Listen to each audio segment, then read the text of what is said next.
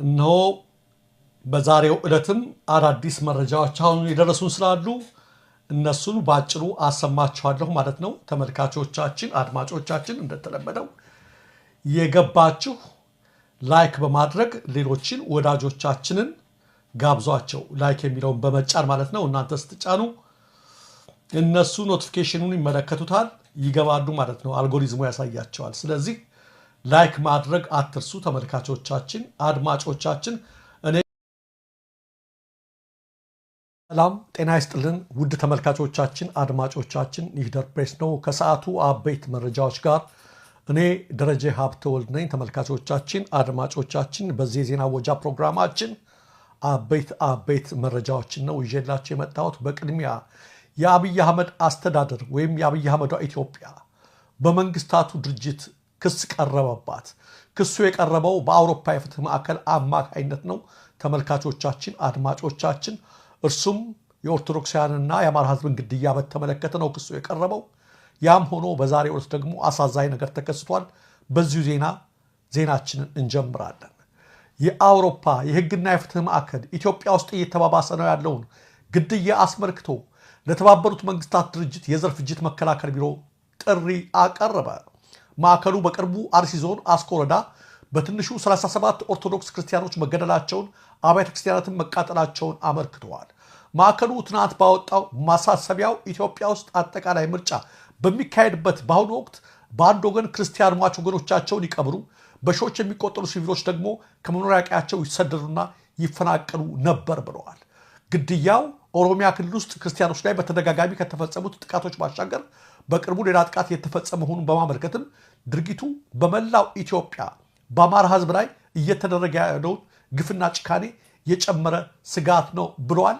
የአውሮፓ የፍትህ ማዕከል የሁኔታውን መባባስ ምክንያት በማድረግም የአማራ ህዝብና በኢትዮጵያ ውስጥ ያሉ የክርስቲያን ማህበረሰቦች እያጋጠሟቸው ያሉ አደጋዎችን በተመለከተ የአውሮፓ የህግና የፍትህ ማዕከል አስቸኳይ አቤቱታውን ለተመድ የዘር ፍጅት መከላከል ቢሮ አቅርበዋል። ማዕከሉ የኢትዮጵያ መንግስት ምርጫ በሚካሄድበት ዕለት በሸርካ ወረዳ 2 ዘመዳማቾች በቄሮ ቅድስት ማርያም ቤተክርስቲያን መቀበራቸውን የግለሰቦችን ስም በመጥቀስ ነው ያብራራው። በዚሁ ዋዜማ ታጣቂዎች ወደ ቤታቸው መጥተው ንብረቶቻቸውን፣ ከብቶቻቸውን ሰርቀዋል። የሰዎቹን አስክሬን ከቤታቸው 10 ኪሎ ሜትር ርቀት ቤታ ላይ ሚታና ጋዶ በተባለ ስፍራ ወድቆ ተገኝተዋል ብለዋል።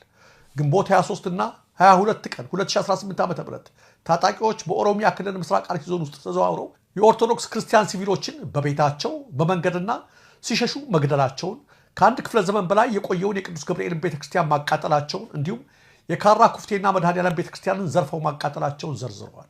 የኦርቶዶክስ ክርስቲያን ቤተሰቦችን በመለየትም ቤቶቻቸውን በሳት ማቃጠላቸውን፣ ንብረቶቻቸውን መዝረፋቸውን የአውሮፓ የፍትህ ማዕከል አስታውቋል። የአውሮፓ የህግና የፍትህ ማዕከል መግለጫ በተለያዩ ጊዜያት ጥቃት የተፈጸመባቸው ቦታዎችን በዝርዝር በመጥቀስ የተፈጸሙ ድርጊቶችን ማስረጃ በማጣቀስ አቅርበዋል። የአውሮፓ የህግና የፍትህ ማዕከል በሲቪል ክርስቲያኖችና አማራዎች ላይ ተከታታይነት ያለው ሲል የገለጸው ጥቃት በተመድ የዘር ፍጅት መከላከል ድንጋጌና በሮም ደንቦች የዓለም አቀፍ የጦር ወንጀሎች መዳኛ ፍርድ ቤት አኳያ ብርቱ የህግ ጥያቄዎች ነሳል ብለዋል። ተመልካቾቻችን፣ አድማጮቻችን ይሄ ትልቅ ስቴፕ ነው። የአውሮፓ የፍትህና የህግ ማዕከል ነው ይህን ክስ ያቀረበው። ክሱ የቀረበውም ለመንግስታቱ ድርጅት ነው። የኢትዮጵያ ባለስልጣናት በኦርቶዶክሶችና በአማራ ተወላጆች ላይ ለዓለም አቀፉ ፍርድ ቤት የሚያስደርሱ ወንጀል ፈጽመዋል የሚል ዝርዝር በማስረጃ ነው ክስ የቀረበው።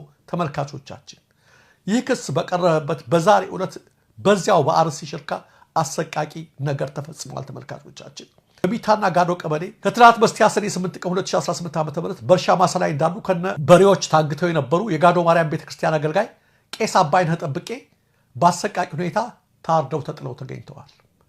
ስርዓተ ቀብራቸውም ዛሬ ተብለት እዚያው ሲያገለግሉ ከነበሩበት ጋዶ ማርያም ቤተክርስቲያን ተፈጽሟል።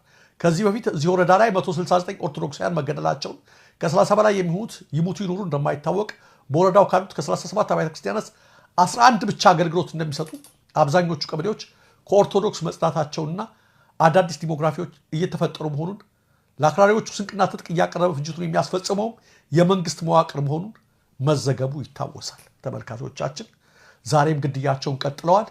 ነገር ግን አበረታቹ ነገር ይህ ክስ በአሁኑ ሰዓት ላይ ተሰንዶ የቀረበው በአውሮፓ የፍትህና የህግ ማዕከል መሆኑ ነው። ለተመድ ነው ክሱ የቀረበው። ተመልካቾቻችን ይህንን ሪሊጂየስ ክሊንሲንግ ወይም ኤትኒክ ክሊንሲንግ የተባለ ነገር የዘርና የሃይማኖት ማጽዳት ዘመቻ በህግ ሳይቀጣ አይቀርም። ተመልካቾቻችን እነሱ ቀጥለውበታል። ወንጀላቸውን በደም መታጠባቸውን ቀጥለዋል። የንጹሃን ፍርድ ግን አንድ ቀን ፍርድ ቤት ያቀርባቸዋል። ስለዚህ ነገሮችን በማጋለጥ ኤክስፖዝ በማድረግ የተጀመረው ስራ አሁንም ተጠናክሮ መቀጠል አለበት። ተመልካቾቻችን እነሱም ግድያቸውን ይቀጥሉ። በመጨረሻ ጊዜ የዘሩትን የሚያሳጭነው ጌታ ፍርዱን ይሰጣል። ተመልካቾቻችን ተስፋ ሰጭ ዜናዎች እየተሰሙ ላይ ተመልካቾቻችን፣ አድማጮቻችን ለምንድን ነው ይሄን ያህል ደም ሲፈስ ግድም ማይላቸው የብልጽግና ሰዎች እና አብይ አህመድ በአንድ በኩል በዚህ በታጣቂዎች አሰልፈው በሌላ በኩል በማያባራ ጦርነት እያሉ ብዙዎች ይጠይቃሉ። አብይ ራሱ ነግሮናል ምንም ግድ እንደማይሰጠው። ጦርነት 20 እና 30 ዓመት ቢቆይ እየመለመልን ወጣት እንማግዳለን፣ በጥቂት ጊዜ ውስጥ 1 ሚሊዮን ወጣት እናሰልፋለን ብሎ የተናገረው በቅርቡ። ሌላው ተመልካቾቻችን፣ አድማጮቻችን አብይ በሳሪስ ሽርሽር ሲያደርግ እነ አልሲሲና እነ ሩቶ በፓሪስ ትልቅ ጉዳይ እየፈጸሙ ነው። ዛሬ ከፓሪስ የተሰማው የትራምፕና የአልሲሲ ውይይት ለኢትዮጵያ አስደንጋጭ ነው። የግብፁ ፕሬዝዳንት አብዱልፈታህ አልሲሲ ዛሬ ረቡዕ በናይል ወንዝ ላይ እየተገነባ ባለው የታላቁ የኢትዮጵያ ህዳሴ ግድብ ዙሪያ የአሜሪካው ፕሬዝዳንት ዶናልድ ትራምፕ ለካይሮ አቋም ላሳዩት መረዳት አገራቸው ያላትን አድናቆት መግለጻቸውን ሚድልስት የተሰኘው ሚዲያ ዘግበዋል። እርሱ ብቻ አይደለም፣ እንደምትመለከቱት እነ አልጀዚራ ሁሉ ትራምፕና አልሲሲ በህዳሴው ግድብ ጉዳይ ተወያዩ ለብቻቸው የሚል ዘገባ ነው እያወጡት። ሲሲ በፈረንሳይ እየተካሄደ ባለው የጂ7 ጉባኤ ጎን ለጎን ለጋዜጠኞች በሰጡት መግለጫ ትራምፕ በጣም አሳሳቢ ሆነው በግድቡ ጉዳይ ላይ ላሳዩት መረዳት ያለኝን ክብር ምን ያህል ከፍ አድርጌ እንደምገልጽልዎት ቃላት ያጥሩኛል ማለታቸው ተጠቅሷል። የግብፁ ፕሬዝዳንት ለትራምፕ ቃላት ያጥረኛል ለግድቡ ይሄን ያህል አቋም ለኛ በማሳየታችሁ ለግብፅ ብለዋል። በፓሪስ የግብፁ ፕሬዝዳንት አብይስ ምንድነው በሳሪስ እንደዚሁ ሽርሽር እያለ እያጨበጨበጁን እያወዛወዘ ድራማ እየሰራ ነው የሚገኘው። ትራምፕ በበኩላቸው በታላቁ የኢትዮጵያ ህዳሴ ግድብ ውዝግብ ዙሪያ ግብፅ በጣም ኢፍትሃዊ በሆነ መንገድ ተይዛለች ማለታቸውም ተጠቅሷል። ግብፅ ተበድለሻል አይዞሽ አለሁ እያሉ ነው ትራምፕ። እና አልሲሲ በከፍተኛ መድረክ ላይ ተገኝተው ስለ ሀገራቸው ጥቅም እየተሟገቱ ነው። ትልቅ ነገር እያደረጉ ነው። እነ ዊሊያም ሩቶ ኬንያውያን ነገር እያደረጉ ነው። ጂ7 ላይ ኢትዮጵያ በመለስ ጊዜ 5 ጊዜ፣ በኃይለማርያም ጊዜ 3 ጊዜ፣ 8 ጊዜ በተከታታይ ከተጋበዘችበት የጂ7 ሀገራት ስብሰባ አብይ ከመጣ ጀምሮ አንድም ቀን ተጋብዛ አታውቅም። ስለዚህ እነሱ በፓሪስ ከታላላቆች ጋር ተገናኝተው ስለ ሀገራቸው ጥቅም ያወራሉ። አብይ በሳሪስ ቁጭ ብሎ ይልማ መርዳሳ ጋር ሰማያዊ መኛ ነው ቻው ቻው እያለ ድራማ ይሰራል ለማለት ነው። ተመልካቾቻችን፣ አድማጮቻችን ከትናንት በስቲያ በገለጽንላችሁ ዜና መሰረት ከፋኖ ተወካዮች ጋር በናይሮቢ ተደርጓል የተባለውን ስብሰባ ራሱ የአማራ የሰላም ካውንስል የሚባለው ተቋም አስተባብሏል። መንግስትና የፋኖ ታጣቂዎችን ለድርድር የማመቻቸት ሚና ተሰጥቶኛል የሚለው የአማራ ክልል የሰላም ምክር ቤት በሰብሳቢው አማካይነት ከወራት በፊት በኬንያ ናይሮቢ ከፋኖ ተወካዮች ጋር ተወያይተናል የሚል መረጃ ማሰራጨቱ አነጋጋሪ እንደነበር በትናንትናው ዕለትም ገልጬላችሁ ነበር። የምክር ቤቱ ሰብሳቢ አቶ ያየሂራድ ለሃዱ በሰጡት ቃል ከወራት በፊት ከፋኖ ተወካዮች ጋር በናይሮቢ ተገናኝተን ተደራድረናል፣ ሆኖም ድርድሩ ያለ ስምምነት ተበትኗል በማለት ነበር የተናገሩት። የፋኖ አመራሮች ፈጽመው ስለማያውቁት ነገር ሰብሳቢው በሚዲያ መናገራቸው ብዙዎችን እያነጋገረ ባለበት በአሁኑ ወቅት የምክር ቤቱ ቃል አቀባይ አቶ እያቸው ተሻለ ግን ይህን የሰብሳቢውን ንግግር አስተባብለዋል። ቃል አቀባዩ ናይሮቢ ላይ ከፋኖ ተወካዮች ጋር ስለ ድርድር ውይይት ተደርጓል የሚለውን መረጃ እንደ ምክር ቤት አናውቀው ነው ያሉት። የተወሰኑ የምክር ቤት አባላት ከ6 ወር በፊት ለአቅም ግንባታ ስልጠና በናይሮቢ ኬንያ ተገኝተው እንደነበረ የገለጹት ቃል አቀባዩ ነገር ግን እንደ ምክር ቤት ከፋኖ ተወካዮች ጋር የተደረገ መደበኛ ድርድር አለመኖሩን ነው የተናገሩት። ምክር ቤቱ የክልሉን ወታደራዊ ግጭት ለመፍታት ከዲፕሎማቲክ ማህበረሰቡና ከተለያዩ አካላት ጋር በተደጋጋሚ እንደሚገናኝ የጠቀሱት ቃል አቀባዩ የፋኖ ታጣቂዎች ውክልና ካልሰጡ በስተቀር ማንኛውንም አካል ወኪል አድርገን ልናነጋገር አንችልም ያሉት። አያችሁ ይሄን ያልኳቸው ሰብሳቢው ትናንትና ተወያየን ከፋኖ ተወካዮች ጋር ከውጭ ከወከሏቸው ብለው የቅጥፈት ነገር ነበር የተናገሩት። አጋለጥናቸው። ማንም የፋኖ አመራር አያውቀውም ይሄን ነገር።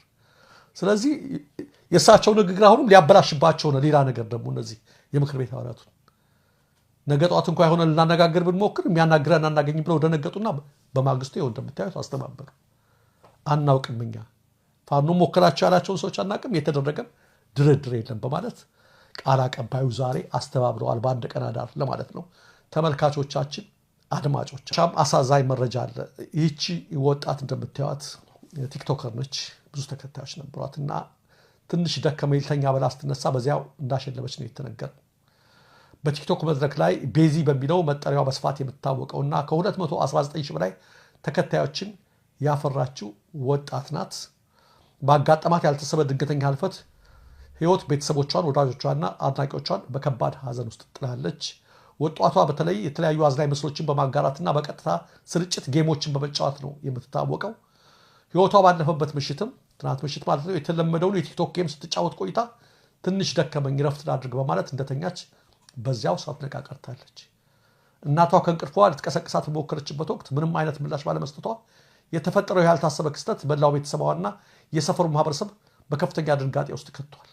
ይህ ድንገተኛ ህይወት ማለፍ በወጣትነት ዕድሜዋ ላይ መድረሱ ለማመን የሚከብድና እጅግ አሳዛኝ ክስተት ነው ተብሏል። በቤዚ ድንገተኛ ህልፈት በከባድ ድንጋጤና ጥልቅ ሐዘን ውስጥ ለሚገኙ ቤተሰቦቿ፣ የቅርብ ወዳጆቿና አድናቂዎቿ በሙሉ ፈጣሪ መጽናናቱን እንዲሰጣቸው በጽኑ እንመኛለን። ነፍስ ይማርልን።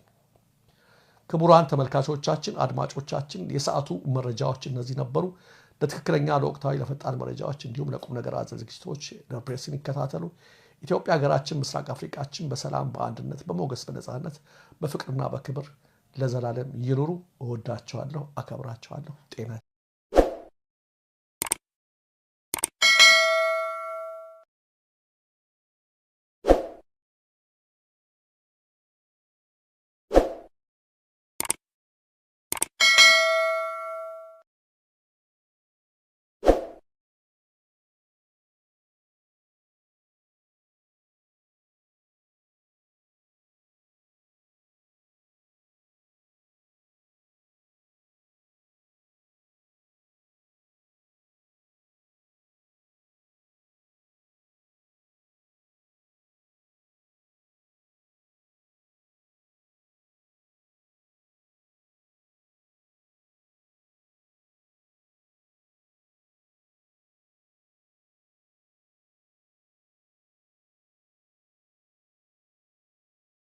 እዩ እንዴት ያምራል! እንዴት እንደሚያምር እዩ! አቤት አቤት አቤት አቤት! ሸበላ ሸበላ ሸበላ ሸበላ ሸበላ በሉ! እንዴት አምራ! ዛሬ መዝናኛ ነን ያለ ነው። የት ነው ይመስላችኋል? እዩ እንዴት አባቱ እንደሚያምር ቆንጆ ቆንጆ ማለት ለመናገር በጣም የምታምር ቦታ ነች። እዩ! ዋው! ማሻአላ ተባረከላ ማሻአላ ተባረከላ። ዛሬ ያለሁበት ቦታ በጣም ያምራል። በጣም ነው የሚያምረው። አቤት አቤት እንዴት ያምራል! አያችሁ፣ ላይክ አድርጉ። አሰላሙ አለይኩም ወራህመቱላሂ ወበረካቱ። ሰላም ሰላም፣ ጤና ይስጥልኝ። የተወደዳችሁ የተከበራችሁ የቻናሌ ቤተሰቦች ማለት ነው። ዛሬ ያለሁት ሱቅ ነኝ። ማሻአላ ተባረከላ። በጣም በጣም የሚያማምር ቆንጆ ሻንጣዎች አሉ።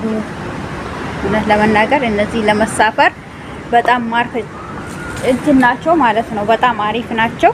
የሴቶች ሻንጣ ራሱ አሉ። ሱቁ ራሱ ራምዝ ይባላል። እኔ ሁሉ ጊዜ እዚህ መጥቼ ነው የምገዛው። በጣም የሚያማምሩ ቆንጆ ቆንጆዎች እዩ። አሁን እቺውን ምርጥ ሻንጣ ነች ማለት ነው። ምርጥ ቆንጆ ሻንጣ ማለት ነው። በጣም የሚያማምሩ እውነት ለመናገር በጣም የሚያማምሩ ሻንጣዎች ናቸው። 49 ብር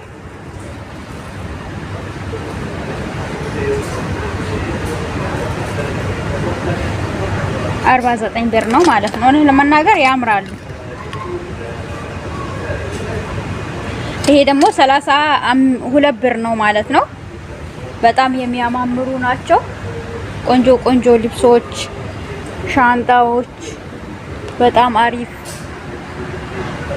ምርጥ ቦታ ነው አሉ ማለት ነው።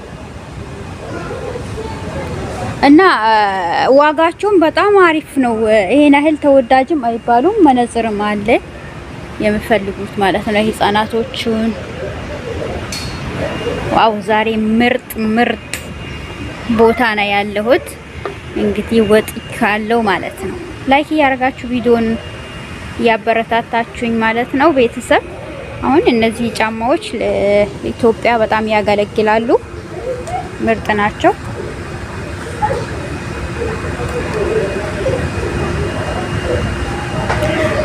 ስልሳ 4 ብር ነው ማለት ነው። ምርጥ ጫማ ናቸው። ቆንጆ ናቸው። በጣም አሪፍ ቆንጆ ሱቅ ነው። እኔ ሁሉ ጊዜ ልብስ ምናምን ልገዛ ስመጣ በዚህ ቦታ ነው የምገዛው ማለት ነው። ለልጆች ራሱ ወደ ኢትዮጵያ ሻህን ቻርጅ ሳረግ ማለት ነው። በጣም ቆንጆ ስለሆኑ በዚህ ነው የምገዛቸው ጫማዎች። አሁን ምርጥ ጫማ ናቸው። እነዚህ ጫማዎች ራሱ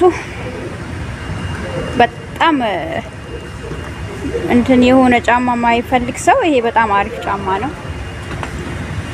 ቆንጆ ናቸው ማለት ነው። የልጆች ሱፍ እውነት ለመናገር የሚያማምሩ የልጆች ሱፎች አሉ። ማሻአላ ተባረካላ። ቆንጆ የልጆች ሱፍ ናቸው። የልጆች ልብሶች ቆንጆ ናቸው፣ አሪፍ ናቸው። ሻንጣ የልጆች እንግዲህ ልጅ ያላችሁ የሚያማምሩ እቃዎች አሏቸው ማለት ነው። ልጅ ያለው ሰው እዚህ መጥተው መግዛት ይችላል። እውነቴን ነው። በጣም የሚያማምሩ ናቸው። ዋው ሴት ልጅ ያላችሁ ምን ያረጋችኋቸው? እነዚህ ልጆች ለልጆች አሁን ምርጥ ናቸው። በጣም አሪፍ ናቸው ልጆች ማለት ነው። ቆንጆ ነገሮች ናቸው ለመናገር እና ቤተሰብ ቪዲዮን ላይክ ያረጋችሁ ያበረታታችሁኝ። እውነት ለመናገር ልጆች በጣም ያማምሩ እቃዎች ያሉበት አያችሁ። በጣም ቆንጆ አሪፍ እናም ደግሞ ምርጥ ጫማ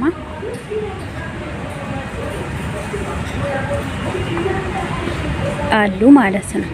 ልጅ ያላችሁ ስጦታ የምፈልጉ ለልጆች አሁን እነዚህ ለልጆች ራሱ ስጦታ የሚሰጥ ቆንጆ እንትን ናቸው ማለት ነው። የልጆች ልብሶች ወይኔ ህፃን ልጅ ያላችሁ ማሻአላ ተባረካላ። እንግዲህ ገዝታችሁ አስቡት። ይሄን ልጅ ማቀፊያ ነው። አሁን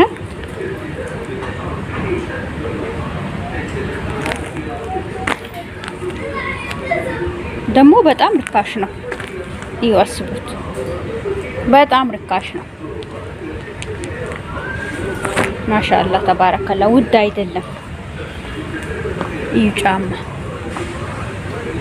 ያ ሰላም ቆንጆ